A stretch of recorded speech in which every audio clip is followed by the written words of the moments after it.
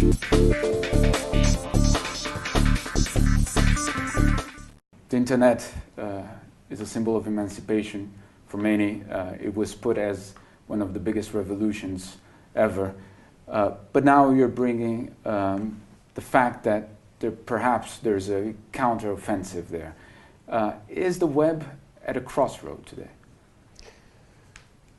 Different technology produces more power for existing structures or for individuals and smaller groups.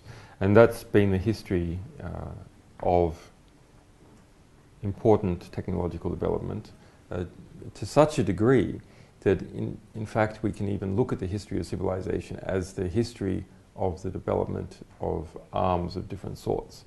And whether, for example, rifles, which can be used by small groups, were the dominant arms of the day, or whether it was battleships or whether it was atomic weapons.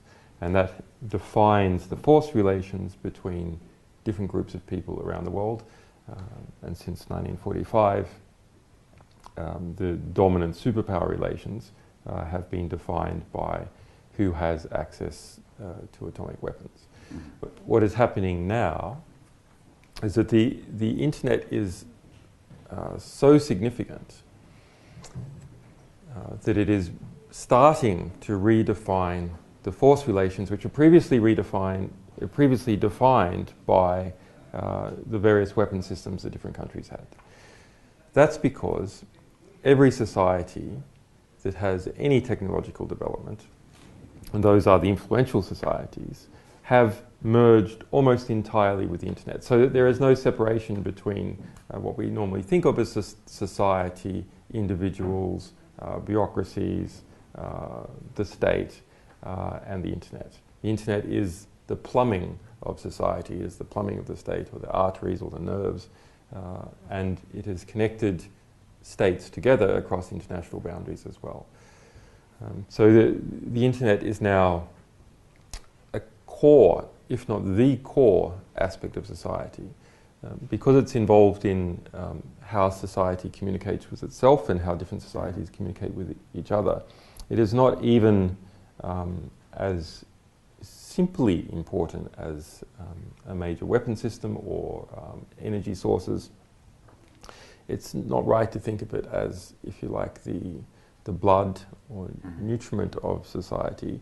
It is the nerve systems of society. Right. So if there is a problem with the internet, there's a problem with the nerve system of society. Now, we have previously seen the internet as a liberating force because it has provided people who didn't have information with information, or more importantly with knowledge. And knowledge is power. Other things are also power, but knowledge is power. And so it has given a lot of power to people who previously didn't have power, and it has made the whole system not just change the relationships between. Let's start again. It has not merely changed the relationships between who has power and who does not by giving those people without knowledge. It has also permitted the whole system to work more intelligently. So if you like, this has lifted the boats everywhere because everyone is able to make more intelligent decisions, and therefore they're able to cooperate with each other in a more intelligent way. Counteracting to this force is mass state surveillance.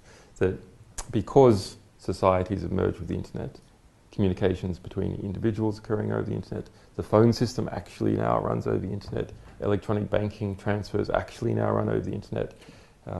We are putting our most intimate thoughts and details, communications, even between husbands and wives, their geographic location exposed by their cell phones, etc., all flooding out onto the internet. That has meant that those groups that are able to engage in mass surveillance have a mass transfer of knowledge back in their direction. I.e., the groups that already had a lot of knowledge now even have more. So this is actually the biggest theft that has ever occurred in history. Right. this transfer of knowledge from all the intercepted communications to national security agencies and of course their corporate friends.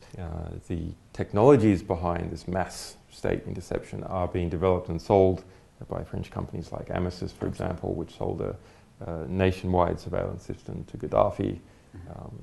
In South Africa, there's a system designed to permanently record all telephone calls in and out of a country and store them for only 10 million per year. So it's getting really, really cheap. The $10 million. $10 million per year. The number of, if you look at population growth, doubling about every 20 years or so. If you look at the costs of bulk surveillance, it's halving about every 18 months.